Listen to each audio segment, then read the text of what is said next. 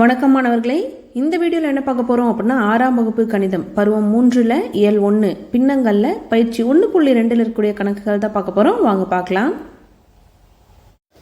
11வது கேள்வி, கழித்தலை அடிப்படையாக கொண்ட கீழ்கண்ட லீப்னிட்ஸ் முக்கோணத்தின் 5வது வரிசையை நிரப்புக அப்படின்னு கொடுத்துருக்காங்களா. அந்த லீப்னிட்ஸ் முக்கோணத்தை கழித்தலாக அடிப்படையாக கொண்டு நம்ம என்ன பண்ணோம் அப்படின்னா இந்த லீப்னிட்ஸ் முக்கோணத்தோட 5வது வரிசை. ஸோ இங்கே பாருங்கள், 4 இது கொடுக்கல இல்லையா, இந்த ஒரு பெண்ணை இந்த ஒரு பெண்ணை இந்த ஒரு பெண்ணை அப்படின்னு சொல்லி நம்மளை கண்டுபிடிக்க சொல்கிறாங்க. அப்போது கழித்தலை தான் அடிப்படை, அந்த லீப்னிட்ஸ் முக்கோணத்தில் 5வது வரிசை அப்படிங்கும்போது கழித்தலை தான் பயன்படுத்த சொல்கிறாங்க. அப்போது நம்ம எப்படி கண்டுபிடிக்கிறோம் அப்படின்னா, ஃபார் எக்ஸாம்பிள் இப்போ பாருங்கள், இங்கே 1/2 இந்த முன்னே 2 இருக்கு இல்லைங்களா, 1/2 1/3 இருக்கு இல்லையா. அப்போ இது 2 கழிக்கிறோம், 1/2 மைனஸ் 1/3 அப்படிங்கும்போது நமக்கு என்ன வரும் பாருங்கள். இது 2 கழிச்சு தான் என்ன பண்ணுறோம், இங்கே போடுறோம். இந்த 1/6 அப்படிங்கிறது நமக்கு கிடைக்கிது பாருங்கள். ஸோ 1/2. அப்போது நம்ம என்ன பண்ணோம், பகுதி சமமாக்கணுங்களா, அப்போ குறுக்கு பெருக்கல் பண்ணுவோங்களா. அப்போ இங்கே 3 மைனஸ் 2/6 வந்துடும். அப்போ என்ன ஆகும், 3 மைனஸ் 2 1/6 கிடைக்குதா. அப்போ 1/2 1/3 கழிச்சோம் அப்படின்னா நமக்கு என்ன கிடைக்குது, இந்த 1/6ங்கிற உறுப்பு கிடைக்குது. அதே மாதிரி தான் இங்கே 1/4 1/5 கழிச்சோம் அப்படின்னா இந்த உறுப்பு கிடைக்கும். அப்போ 1/4 மைனஸ் 1/5 ஈக்குவல் டு குறுக்கு பெருக்கல் பண்ணுவாங்களா. 1 5 மைனஸ் 4 1 4/i4 20. அப்போ 5 மைனஸ் 1 என்ன ஆகிடும், 1/20 கிடைக்குங்களா. அப்போ இங்கே இருக்கக்கூடிய உறுப்பு என்ன அப்படின்னா இந்த 2வது கட்டத்தில் 1/20. இதோட மதிப்பு என்ன, 1/20. அடுத்து என்ன பண்ணோம் அப்படின்னா இதை 2யும் 1/12 1/20 நம்ம கழிச்சோம் அப்படின்னா என்ன ஆகும், நமக்கு மதிப்பு கிடைக்கும் 1/12 மைனஸ் 1/20ங்களா. இதே குறுக்கு பெருக்கல் பண்ணுறோம், 20 மைனஸ் 12/12 × 20 240 அப்படின்னு கிடைக்குது. இப்போ கழிக்கிறோம், 20ல் 12 போச்சு அப்படின்னா மீதி 8/240 கிடைக்கும். ஸோ 8 எப்படில் 1 8 8 3 24 8 × 30 240ங்களா. அப்போ 1/30 கிடைக்குது. அப்போ என்ன கிடைச்சிரும், 1/30 கிடைக்குங்களா. அடுத்து 1/30 1/12 நம்ம கழிச்சோம் அப்படின்னா, ஸோ அடுத்து என்ன இருக்குது, 1/12 மைனஸ் 1/30ங்களா. அப்போ இது 2 கழிக்கிறோம், குறுக்கு பெருக்கல் தான் பண்ணுறோம். 30 மைனஸ் 12 360ங்களா. 12 × 30 360 கிடைக்கும். ஸோ அப்போ 30ல் 12 போயிடுச்சு அப்படின்னா மீதி என்ன இருக்கும், 30ல் 12 போயிடுச்சு அப்படின்னா மீதி இது 10 ஆகிடும், இது 2 ஆகிடுங்களா. ஸோ 10ல் 2 போச்சுன்னா 8, 2ல் 1 போச்சுன்னா 1. அப்போ மீதி எவ்வளோ இருக்குது, 18/360ங்களா. ஸோ 18 எப்படில் 18 20 தடவை என்ன வரும், 320 கிடைச்சிரும். அப்போ 1/20 கிடைச்சிருச்சா. ஸோ இப்போ பாருங்கள் என்ன பண்ணுறோம், இந்த 1/4 1/20 கழிக்கிறோம். அப்போ குறுக்கு பெருக்கல் தான் பண்ணுறோம். 20 மைனஸ் 4/80ங்களா. அப்போ 16/80 கிடைக்கும். அப்போ 16 வாய்ப்பாடில் 16 5 தடவை 80, 16 × 5 எவ்வளோ, 80. ஸோ அப்போ என்ன கிடச்சி, இந்த மதிப்பு கிடச்சிருச்சுங்களா. அப்போது லீப்னிட்ஸ் முக்கோணத்தை படி என்ன பண்ணுறோம் அப்படின்னா 1/4 1/5 கழிச்சு 1/20ங்கிற விடை கிடைக்குது. இந்த 1/20 1/12 கழிச்சு 1/30ங்கிறது கிடைக்குது. இதெல்லாம் கழிச்சோம் அப்படின்னா நமக்கு என்ன கிடைக்குது, இந்த 5வது வரிசை கிடைக்குது. இப்படி தான் இதை போடணும். அடுத்து 12வது கேள்வி பார்க்கலாம். 12வது கேள்வி, வண்ணம் பூசுபவர் சுவற்றின் 3/8 பகுதி வண்ணம் பூசினார். ஸோ இதுதான் என்னது, சுவற்றில் 3/8ங்கிற பகுதி இதுதான். இதில் என்ன பண்ணுறாரு, கலர் அடிக்கிற பெயிண்ட் அடிக்கிறாரு. ஸோ அதில் 1/3 பங்கு மஞ்சள் நிற வண்ணம் பூசினார். ஸோ இதில் இதை 3ஆக பிரிக்கிறாங்க. 3ல் 1 பங்கு எது, இது மட்டும். இதை மட்டும் என்ன பண்ணுறாங்க, மொத்த பங்குகள் எவ்வளோங்களா, 3ல் 1 பங்கு. அப்போ 1/3 பகுதி, இந்த பகுதியை மட்டும் என்ன பண்ணுறாங்க, இங்கேருந்து இது ஃபுல்லாக மஞ்சள் நிற வண்ணம் பூசுகிறாங்க. ஓகேங்களா. இப்படி பூசியிருந்தாங்க அப்படின்னா மொத்த சுவற்றில் மஞ்சள் நிறம் பூசப்பட்ட பகுதியின் பின்னம் என்னன்னு கேட்குறாங்களா. அப்போ மொத்தத்துலேருந்து இதை பெருக்கணும் அப்படின்னா மஞ்சள் நிறத்தோட மொத்த சுவற்றிலேருந்து 1/3 பெருக்கணும் அப்படின்னா மஞ்சள் நிறம் பூசப்பட்ட பகுதி எவ்வளோன்னு தெரிஞ்சிருங்களா. அப்போது கொஷினில் கேட்டது நம்ம எழுதிக்கிறோம். அப்போ மஞ்சள் நிறம் பூசப்பட்ட பகுதியின் பின்னம் தான் நம்ம கேள்வியில் கேட்குறாங்களா. அப்போ மஞ்சள் நிறம் பூசப்பட்ட பகுதியின் பின்னம் ஈக்குவல் டு மொத்தத்துலேருந்து 3/8 1/3 பெருக்கிற என்ன ஆகிடும், நமக்கு கிடச்சிரும். அப்போ 3/8 பெருக்கல் 1/3. அப்போ 3/8 பெருக்கல் 1/3 இருக்கு. ஸோ என்ன ஆகும்? 3 இப்போ ஒரு 3 3 கேன்சல் ஆகிடுங்களா? அப்போ 1/8 இருக்குங்களா? அப்போ தேர்ஃபோர் என்னது? சுவற்றில் மஞ்சள் நிறம் பூசப்பட்ட பகுதி எவ்வளோ? மஞ்சள் நிறம் பூசப்பட்ட பகுதியோட பின்னம் எவ்வளோ அப்படின்னா, ஸோ எவ்வளோ மொத்த சுவற்றில் எதில் 3/8 எவ்வளோ பூசிருக்காங்க அப்படின்னா 1/8. 3/8 எவ்வளோ பகுதி பூசிருக்காங்க அப்படின்னா 1/8 தான் சரியான விடை. 13வது கேள்வி. முயல் தனது உணவை எடுக்க 26 1/4 மீட்டர் தூரத்தை கடக்க வேண்டும். ஸோ இதான் என்னது? இங்கே ஒரு முயல் இருக்குது, இங்கே ஒரு முயல் இருக்குங்களா? அதோட என்ன வச்சுருக்காங்க அப்படின்னா இங்கே ஒரு கேரட் வச்சுருக்காங்க. இந்த கேரட் எடுக்கணும் அப்படின்னா இது மொத்த தொலைவு எவ்வளோங்களா? 26 1/4 மீட்டர் அப்படின்னு சொல்லிட்டாங்க. ஒரு தாவலுக்கு ஸோ முயல் என்ன ஆகுது? இங்கேருந்து முயல் என்ன ஆகுது? ஒரே ஒரு தாவுச்சு அப்படின்னா இதோட தூரம் எவ்வளோ கொடுத்துருக்காங்க அப்படின்னா 3/4 மீட்டர் அப்படின்ட்டாங்க. இதே மாதிரி என்ன ஆகும்? இது இப்படி ஜம்ப் பண்ணி போய் நமக்கு என்ன பண்ணணும்? இந்த கேரட் எடுக்கணும். அப்போ கேள்வியில் என்ன கேட்குறாங்க அப்படின்னா தனது உணவை எடுக்க எத்தனை முறை தாவ வேண்டும்? ஒரு முறை தாவச்சு அப்படின்னா 3/4 மீட்டர்னு கொடுத்துட்டாங்க. மொத்தம் எவ்வளோ தூரம்? 26 1/4ன்னு கொடுத்துருக்காங்களா? ஸோ அப்போ மொத்தத்துலேருந்து 3/4 வகுத்தோம் அப்படின்னா நமக்கு என்ன கிடைச்சிரும்? ஆன்சர் கிடைச்சிருமா?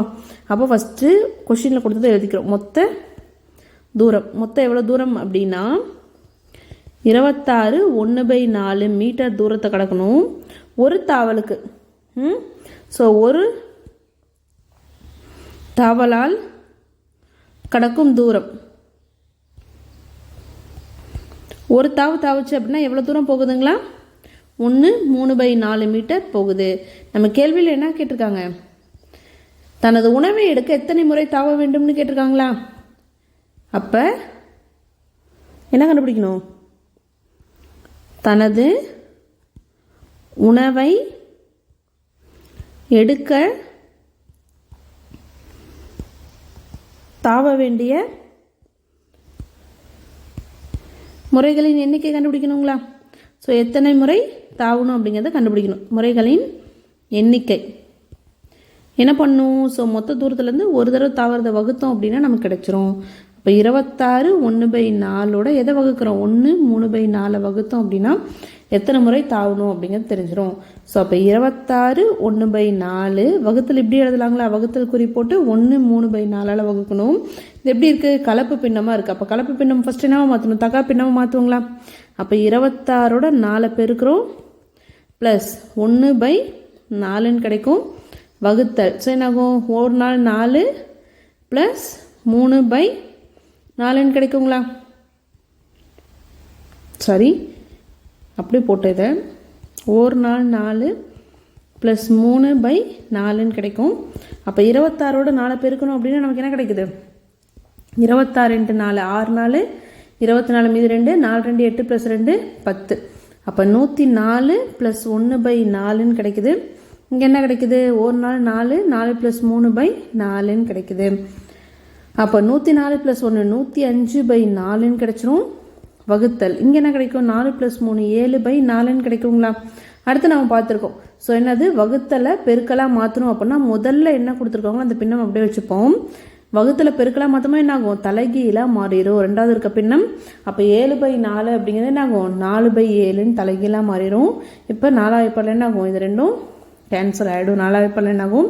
கேன்சல் ஆயிரும். அதே மாதிரி 7வது பல்ல 105 வருமானம் வரும்.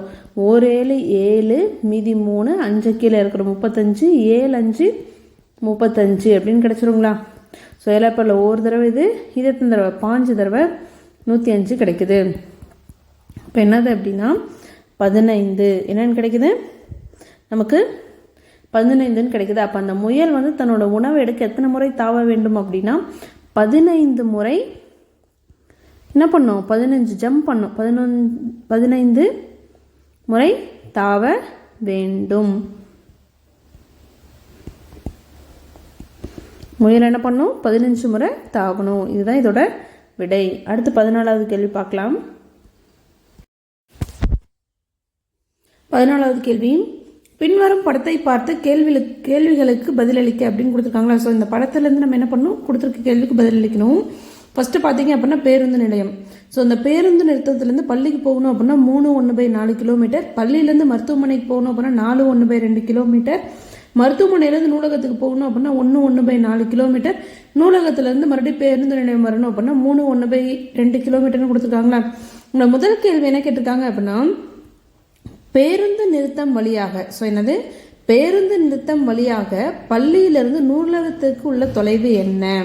ஸோ என்ன பண்ணோம், பள்ளியிலேருந்து மருத்துவமனைக்கு போய் மருத்துவமனையிலேருந்து நூலகம் போகலாம்.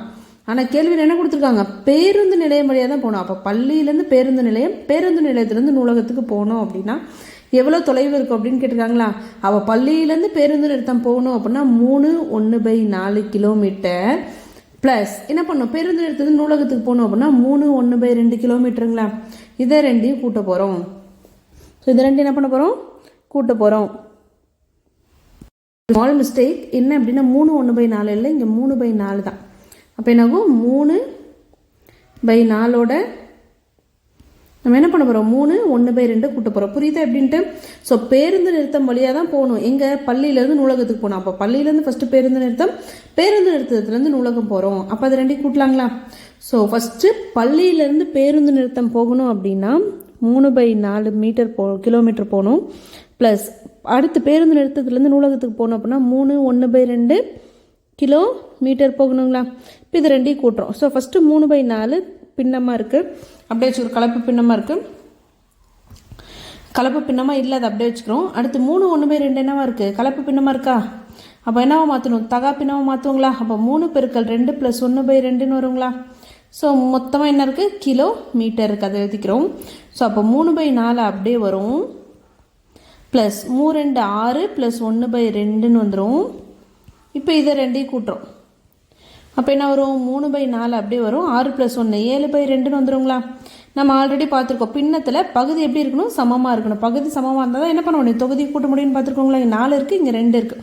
அப்போ ரெண்டும் ஒரே பாட்டில் வந்துச்சு அப்படின்னு என்ன பண்ணுவோம், ஏதோ ஒன்று பெரிய எண்ணெய்னா 4. அப்போ இந்த 2ஓட எதை பெருக்குனா 4 வரும், 2 பெருக்குனா வரும். அப்போ மேலே 2ஆல் பெருக்கி போங்களா. அப்போ 3/4 + 7 2 14/4 வந்துடுங்களா. அப்போ பகுதி சமமாக இருக்குது. தொகுதி 3 + 14 என்ன வந்துடும், 17/4 கிடைக்குது. 17/4 அப்படின்னு கிடைக்குதுங்களா. இப்போ 4வது படல இதை வகுக்கிறோம். அப்போது 17 வச்சு 4 4 16 ஆயிரும், மீதி 1ங்களா. ஸோ அப்போ என்ன வரும், ஈவு மீதி பை வகுக்கும் என்னங்களா, 4 1/4 கிலோமீட்டர் அப்படின்னு கிடைக்குது. இது வந்து என்னது, முதல் கேள்விக்கான விடை. ஸோ அப்போது பேருந்து நிலையம் வழியாக வந்து நம்ம எங்கேருந்து எங்கே போகிறோம், பள்ளியிலேருந்து நூலகத்துக்கு போகணும் அப்படின்னா 4 1/4 கிலோமீட்டர் போகணும். அடுத்து ரெண்டாவது கேள்வி என்ன அப்படின்னா மருத்துவமனை வழியாக பள்ளிக்கும் நூலகத்திற்கும் இடையே உள்ள தொலைவு என்ன. மருத்துவமனை வழியாக போய் பள்ளியிலேருந்து நூலகத்துக்கு போகணுங்களாம். ஸோ அப்போ மருத்துவமனை வழி அப்படின்னா இது தானே. ஸோ என்னது, பள்ளியிலேருந்து மருத்துவமனை போய் மருத்துவமனையிலேருந்து நூலகம் போகணுங்களா. ஸோ பள்ளியிலேருந்து மருத்துவமனை வரணும் அப்படின்னா 4 1/2 கிலோமீட்டர், மருத்துவமனையில் நூலகம் போகணும் அப்படின்னா 1 1/4 கிலோமீட்டருங்களா. இப்போ இதை ரெண்டையும் கூட்ட போகிறோம். ஸோ இதை ரெண்டையும் கூட்டணும், 4/4 1/2 கிலோமீட்டர் ப்ளஸ் 1 1/4 கிலோமீட்டர், இதை ரெண்டையும் கூட்ட போகிறோம். அப்போ என்ன ஆகும், நமக்கு கலப்பு பின்னமாக இருக்குது. கலப்பு பின்னம் ஃபஸ்ட்டு என்னவா மாற்றுவோம், தகா பின்னமாக மாற்றிப்போங்களா. அப்போ 4 × 2 + 1/2 வந்துடும், கூட்டல் 1 × 4 ப்ளஸ் தொகுதி /4 வந்துடுங்களா. இதில் எழுதணும், கிலோமீட்டரில் எழுதணும். அப்போ பாருங்கள், 4 2 8 + 1/2 அப்படியே வந்துடும். ப்ராக்கெட்டில் இருக்க 1 4 என்னது, 4 + 1/4 வந்துடுங்களா. இதில் இருக்குது, கிலோமீட்டரில் இருக்குது. இப்போ இதை கண்டுபிடிக்கிறோம்.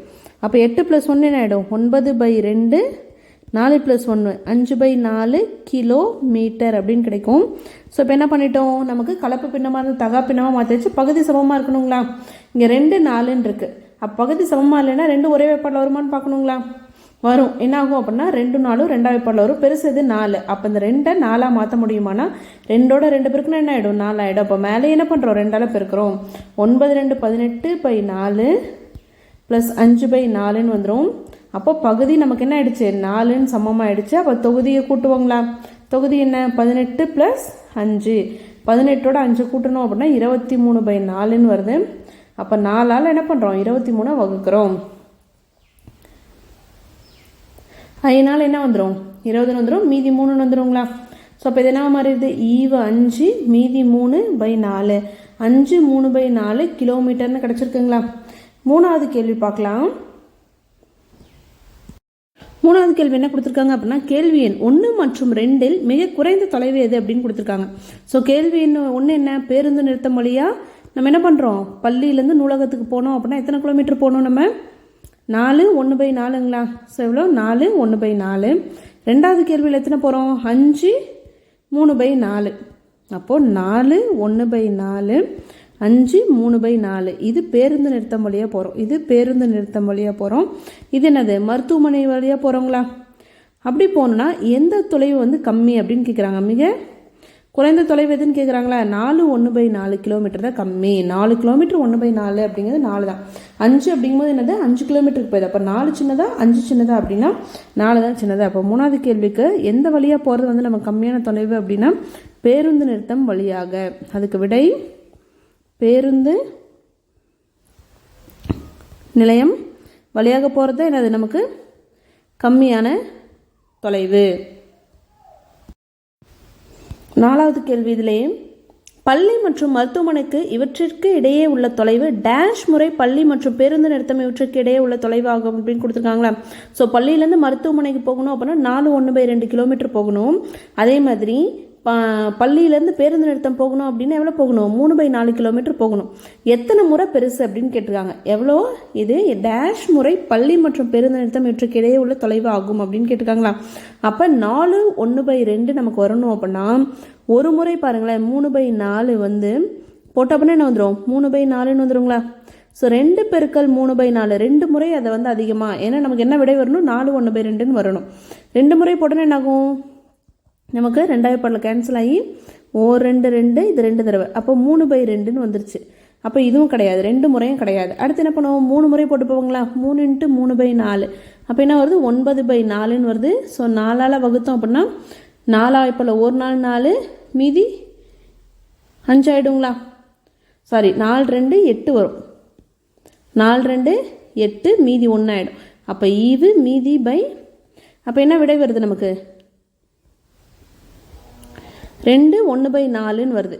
அப்போது எத்தனை நமக்கு என்ன ஆன்சர் வரணும், 4 1/2ன்னு வரணும். இங்கே என்ன வந்திருக்கு, 3/4 வந்திருக்கு, இங்கே 3/2 வந்திருக்கு, இங்கே 2 1/4ன்னு வந்திருக்குங்களா. நமக்கு என்ன வரும், 4 1/2ன்னு வரும்.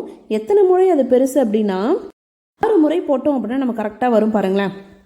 நமக்கு என்ன ஆன்சர் வரணும், 4 1/2ன்னு கிடைக்கணும்.